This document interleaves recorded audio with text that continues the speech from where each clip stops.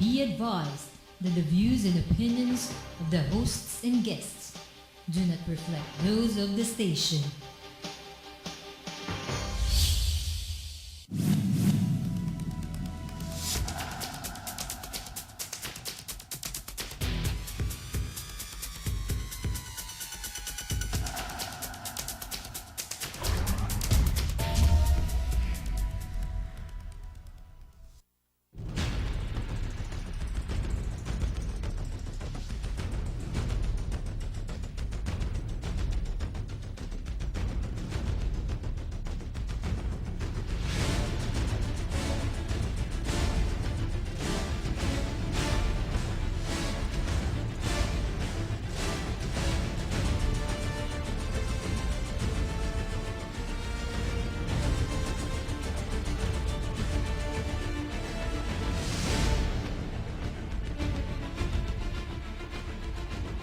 Naimbag garabi, masanto siya sa labin si kayo amin, maya pa bengi keka, mayang gabi sa tibok Luzon, Visayas, Mindanao, up to Sabah. Bismillahirrahmanirrahim, assalamualaikum warahmatullahi wabarakatuh. Ito po si Eric Espina at ito ang inyong nag-iisang Republika. Sa puntong ito po ay medyo mag-i-English po tayo at nais ko pong isa wika itong kasabihan. Isang kilalang salawikain ni Lord Acton na binanggit niya noong Abril 5, 1887.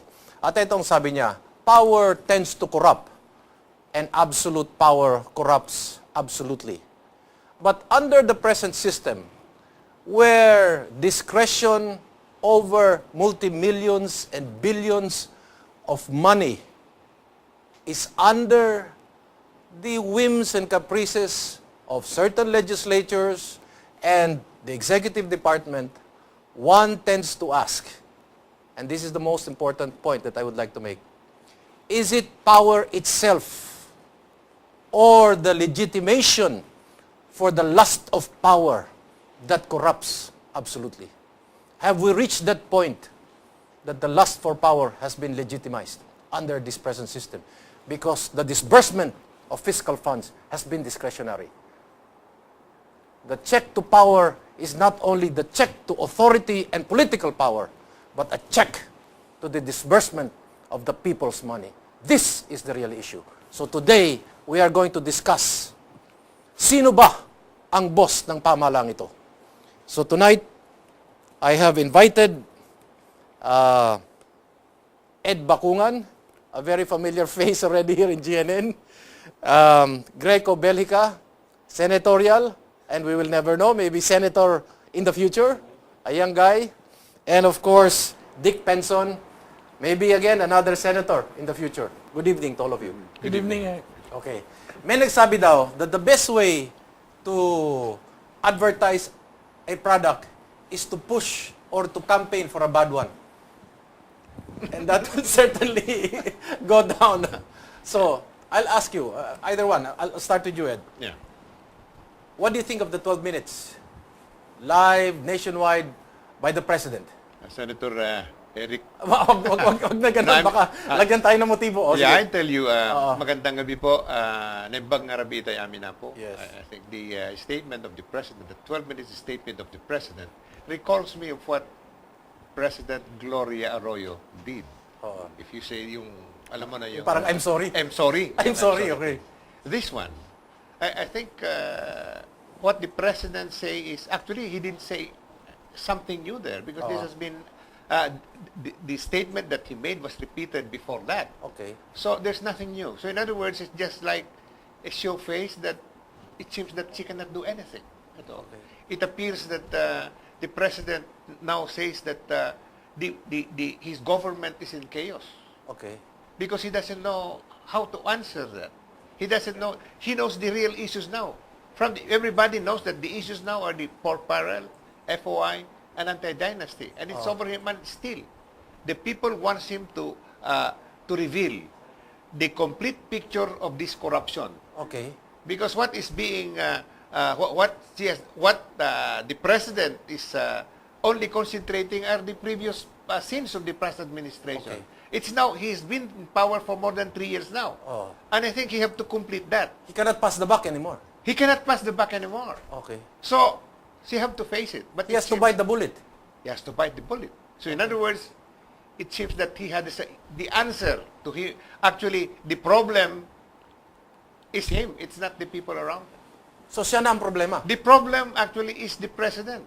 You know, you are the first guest to say that. And you know, I salute you for saying that because, you know, I don't know, maybe it is the Oriental culture, it is the Malay culture, it is the Filipino culture that always gives us the benefit of the doubt for our president.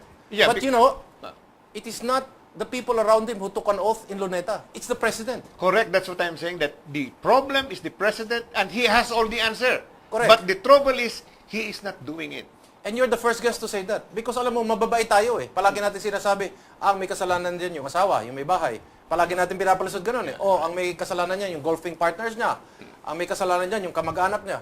You are the first one who hit it bullseye. Yes, The because buck stops in. President Pinoy. The problem is There you Pinoy. go. And he created all of this problem. And he have to solve it. Why? He has all the power right now. He has all, he now consolidated his pork barrel. His fund of almost 1 trillion pesos. Kinuha niya pati yung sa legislature. Lahat. Okay, Greco. Ang sabi daw ng communications group niya, the president wanted to go directly to the people and explain himself, engage the people. Or some viewers say he's just actually circling the wagons to protect his position. What do you think? Well, ako po, as the petitioner of the pork barrel system, Anti. against the pork barrel system in all its names and forms, Okay. are saddened by what he did, though I believe in the sincerity of the president. Okay. But transferring executive department funds, When you say sincerity, sincerely wrong, sincerely right, Basta sincere. sincerely reformed. okay. Sincere Sige, siya. sige, tuloy mo. Okay. I'm not accusing, we've never accused him of stealing. Okay. We are only assailing the system, Okay. which is illegal. Okay. Ano man ang tawag nila sa pork barrel, whether PDAF, DAP, or CDF or off-budget collection, these are Okay. pork barrel system which are illegal. Okay. We are assailing a system na sana baguhin. Ngayon, pag nasa korte na po siya ngayon at pinag-uusapan na para interpret talaga ng maestrado kung ano ba ang separation of power, ano ba ang limitasyon ng bawat opisina, dadalhin niya into a political issue. Okay. Mawawala yung ating naisin na iayos ang sistema para sa susunod na henerasyon. Tsaka ayos ang ating henerasyon. Why make it political? You go to directly to people when you have the court Okay. interpreting it intelligently and according to the Constitution. Oh. So Positive or nakakalungkot. negative yung 12 minutes niya sa publiko? Para sa inyo? Well, sa akin, parang nakakagalit pa lalo dahil sa ginagawa niya. Dahil bakit po pinagtatanggol ang DAP ngayon pa? Na ang dami ng ebidensya. For the first time in history, mayroong mga senador na umaamin. May mga papel na lumalabas, nag-request talaga sila. At anong masasabi mo kung naging maanumalya yung PDAF at ewan ko kung DAP ba yun o PDAF kasi hindi pa lumalabas yung mga papeles, yung ginamit na sabi nila inducement, Suhol. may nagsasabing suhol, so I just want to be careful na ginamit kontra sa mga kay Justice Corona.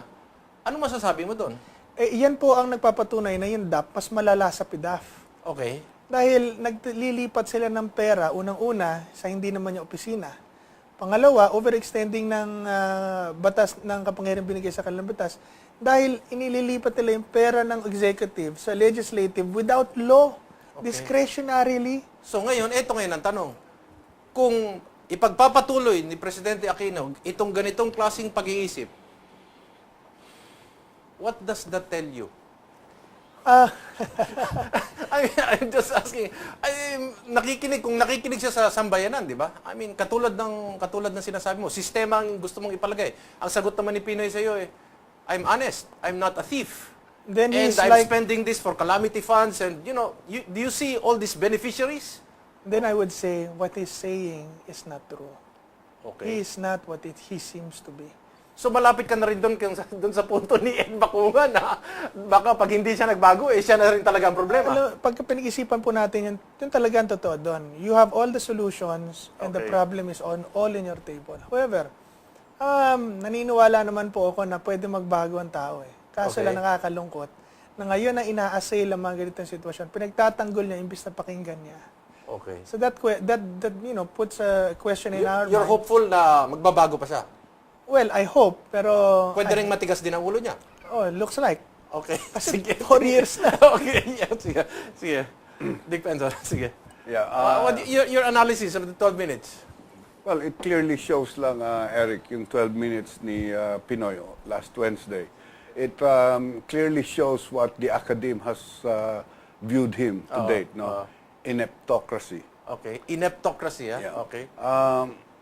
Because he seems to be out of touch of the target of the Okay. Filipino people, his bosses. Okay. He seems to be very defensive of people who are running the show who were not even elected into office. Okay. They are the ones running the show. He seems to be overprotective of his higher 10. Okay. The very same people that are now creating all these new titles for funding. And instead of just picking them one by one, identifying it, preparing the correct solutions as per the whims of the people, he goes out and goes out over defensive, and then tells the people that he's not what they perceive him to be, which we were not even Why perceiving. was he defensive about saying, hindi ako magnanakaw? And alam mo, yung sa mga matatanda, para bang sasabing, bakit yung manok maingay? Nangingitlog ba? Hindi. Ineptocracy nga eh.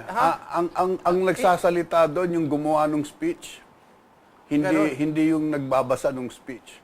Kaya yun ang naging pagkakaiba dito. So ibinusal sa bibig niya yung gusto- ganong talumpati na hindi naman talaga galing sa presidente. Hindi talaga. Parang lahat ng gawain ngayon ng Malacanang, ang gumagawa, mga hindi natin binotong tao. Ang problema nito, sinigaw na ng presidente, subali tinig na rin ng presidente niya kasi Yeah. that goes with Exactly. So naggamit siya, nagpagamit siya. Theoretically, and this is just my suspicion, aayawan ni presidente ng pag-alis ng DAP at lahat ng mga lump sum niya. Bakit? Posible kayang dahil malapit na ang 2016?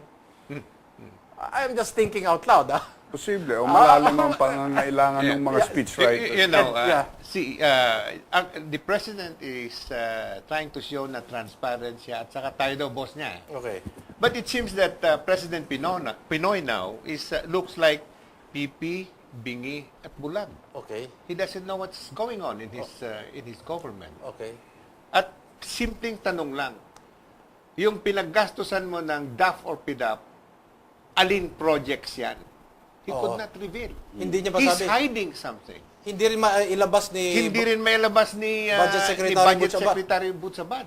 He cannot. And even, especially sa Department of Agriculture, Okay. wherein karamihan ng corruption nangyayari doon eh. Okay. Yun hindi mailabas ni Secretary Alcala yung mga 20 NGOs na nabigyan ng projects.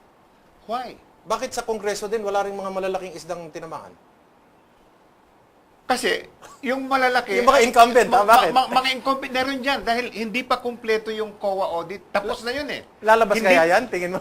Unidentified. If the president within this year ayaw niyang ilabas yung complete picture of the COA audit, I think this will be the end of his I'll give you a story, Kuya Eric. Yeah, When I filed the petition against the PDAF, Okay. and I brought in the petition the evidences of the COA report, which Yes. the PhilConsa didn't have and the LAMP didn't have. Okay. They didn't have evidence, and the court said we cannot decide on newspaper clippings. That's right. Okay. So I brought COA. I brought COA audit report.